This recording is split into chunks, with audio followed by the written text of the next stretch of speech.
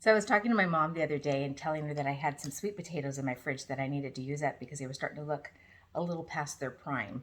So I said, you know what? I think I'll make some. What is it called? We used to say camotes when I was little. Um, there are these camotes. I'm not sure what they are in Spanish. Hold on. I just had to look it up. I Googled it to make sure that I was saying it correctly.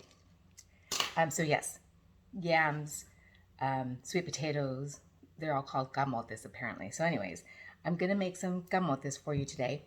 And it's a traditional recipe that I remember having growing up. And I kind of want to remember that we would have this like in the winter months, but I don't recall 100%. I just know that it was really good.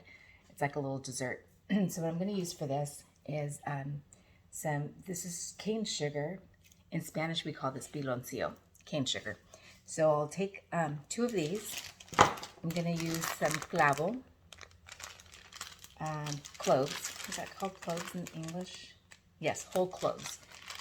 I'll take some of these, probably like 3 or 4 of them, and it's just according to your taste how much you want that to dominate the flavor of your camotes. And I'm going to take some,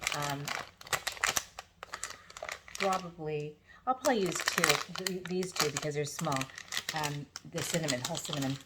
And obviously my yams, you can use yams, you can use sweet potatoes. These are actually sweet potatoes, not yams. It's early yet, I just woke up.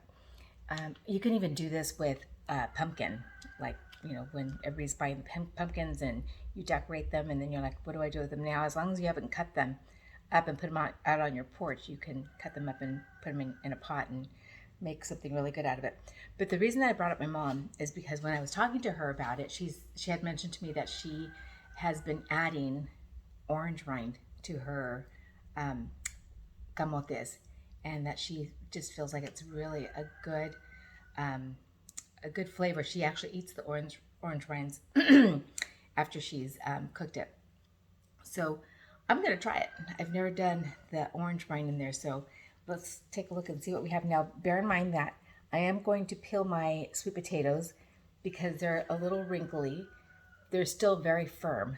They're just not as pretty as they were when I first bought them. I've had them for about a little over a week in my fridge, or maybe 2 weeks.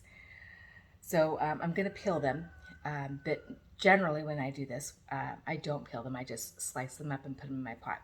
So that's what we're going to do right now. So I've got a very naked orange now. We'll have to eat that on its own.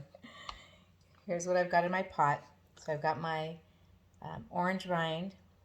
I've got my piloncillo, my cinnamon sticks, and all the way at the bottom I've got my cloves. To this I'm going to add some water. The water is what I'm going to eyeball right now. I don't want to make soup. I want to make a syrupy consistency. So I've got probably 2.5 cups of water in here.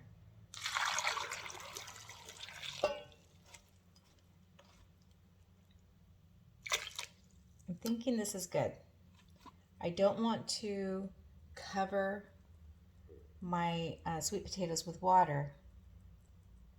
I just want them to have enough room so that all of my sugar can dissolve, all of my cinnamon can infuse this with flavor, and have some tender sweet potatoes, but I don't want it to turn to soup, obviously.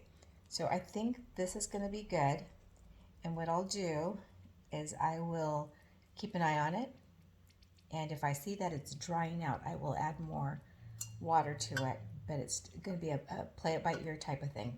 Okay, here we go. I'm going to put this on the stove.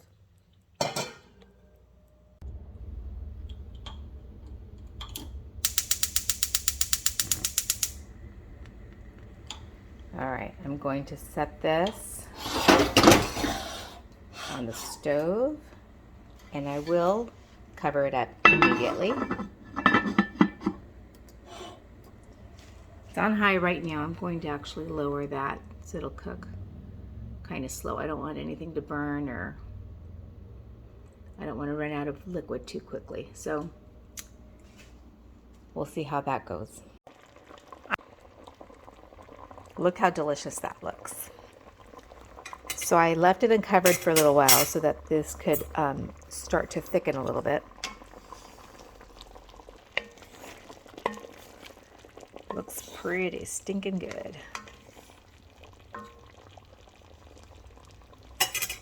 This is ready when it's tender. Putting a fork through it.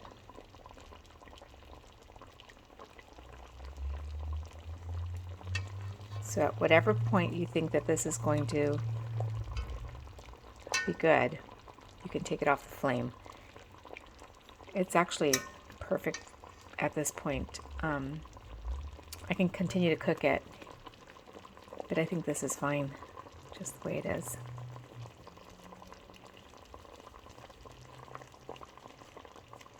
Yeah, I think it's fine. And then this extra syrup is going to go in my coffee. So I just served some up in here. I grabbed some of this. I put some milk all in this bowl. And this little thing right here that you see, that's the orange peel that I was telling you about. Let me just tell you that I took a bite out of that by itself. And boy, is it a game changer. If you're a fan of oranges, the flavor that it took on with the syrup and all the spices, oh my gosh, it's delicious. All right, we're going to do a taste test on this. Let's do a taste test.